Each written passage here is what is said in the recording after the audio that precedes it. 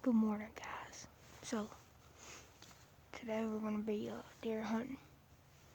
And we got a late start today. But hopefully we can make up for that with a big buck that I've been hunting. And as soon as we see something, we'll let y'all see. Alright, guys. So, I just got one. It's a pretty nice one, the bow, but sorry I didn't get it on camera.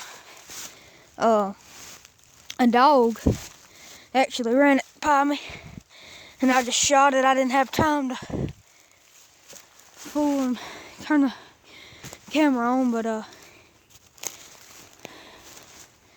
he's a pretty nice buck. Killed a little bit wider of a spread buck, but no, I don't think I've killed one that's quite as tall. It's a legal buck though, that's all that matters. It took 2 shots. First time I got him in the butt, and then the second time I put it in the spot. But yeah guys, thanks for watching, and please like and subscribe.